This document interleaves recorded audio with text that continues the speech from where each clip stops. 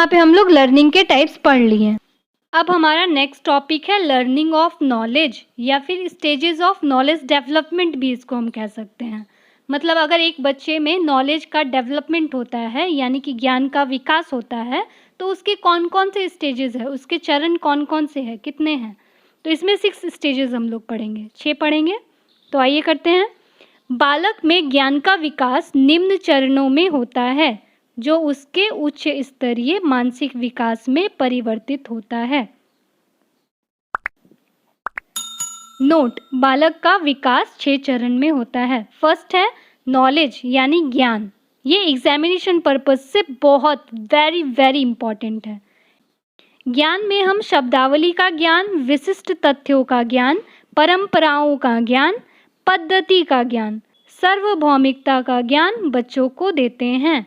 इस स्तर पर ज्ञान की प्राप्ति केवल स्मृति या प्रत्यास्मरण स्तर पर सीमित होती है। जब हम लोग किसी भी बच्चे को वर्ड मीनिंग यानी शब्दावली का ज्ञान दे रहे हैं या फिर तथ्य का ज्ञान दे रहे हैं, परंपरा का ज्ञान दे रहे हैं या सार्वभौमिकता यानी यूनिवर्सल कोई चीज़ बता रहे हैं, इस टाइप की लर्निंग जब होती है तो हम लोग कहते हैं कि बच्चा फर्स्ट स्टेज में है यानी कि नॉलेज दे रहे हैं उसको।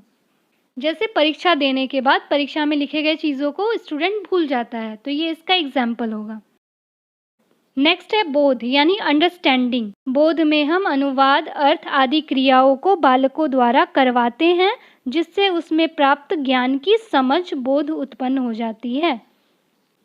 इसका मतलब कि बच्चों में अंडरस्टैंडिंग लेके आना है। तो बच्चों में अंडरस्टैंडिंग कब आएगी? जब उससे हम वो काम करवाएंगे, मतलब प्रैक्टिकल करवाएंगे। नेक्स्ट है प्रयोग यानी एप्लीकेशन। इस स्तर पर बालक सीखे और समझे गए ज्ञान का वास्तविक परिस्थिति में प्रयोग करता है। मतलब जो भी चीज़ वो स्टूडेंट सीख गया है अब प्रैक्टिकली उसको आके अपने घर पे भी या वास्तविक सिचुएशन में भी यूज़ करेगा, रियल सिचुएशन में भी यूज़ करेगा। नेक्स्ट पॉइंट है विश्लेषण। विश्लेषण यानी एनालिसिस। इस स्तर पर बालक पूर्व में सीखे गए तथा समझे गए ज्ञान अथवा प्रत्ययों यानी कॉन्सेप्ट का विश्लेषण करता है, एनालिसिस करता है। अगर किसी बच्चे का पूर्व ज्ञान है यानी कि प्रीवियस नॉलेज है तो वो सारे नॉलेज को क्या करेगा, उस फैक्ट्स को क्या करेगा, विश्लेषण करेगा, एनालिसिस करेगा कि उन सारे फॉर्मूला में से कौन सा फॉर्मूला यहाँ पे अप्लाई होगा। नेक्स्ट है संश्लेषण यानी सिंथेसिस। इसमें तथ्यों को नई संरचना में संगठित किया जाता है जिसके परिणाम स्वरूप वातावरण में उपस्थित किसी समस्या का समाधान या योजना का निर्माण करना बालक सीख जाता है। ये किस टाइप का नॉलेज का स्टेज है? मतलब जब एक बच्चा अपने नॉलेज को यूज़ कर रहा है और उसके बाद प्रॉब्लम सॉल्व कर रहा है या प्लानिंग बनाना सीख गया है, योजना का निर्माण करना सीख गया है, तो वो सिंथेसिस में आएगा। नेक्स्ट लास्ट है इवैल्यूएशन यानी मूल्यांकन। इस स्तर पर बालक सीखे समझे गए ज्ञान का विश्लेषण संश्लेषण करके इसका मूल्यांकन करता है। इस स्तर पर बालक प्रायः आंतरिक तथा बाह्य आधार पर निर्णय लेने की क्षमता का विकास होता है।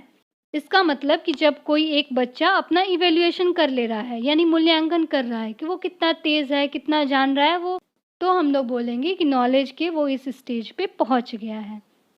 तो यहाँ तक हम लोगों ने देखा कि लर्निंग ऑफ नॉलेज यानी नॉलेज का स्टेज कौन कौन सा है। अगर किसी बच्चे में नॉलेज का डेवलपमेंट हो रहा है तो कितने स्टेजेस में होगा, कौन कौन सा डेवलपमेंट होगा, पहले कौन सा होगा, उसके बाद कौन सा होगा।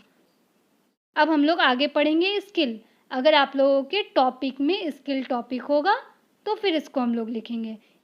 स्किल लर्निंग में हम लोग 4 तरीके पढ़ेंगे। कौशल अधिगम 4 तरीकों से होता है। पहला है प्रत्यक्षीकरण यानी परसेप्शन।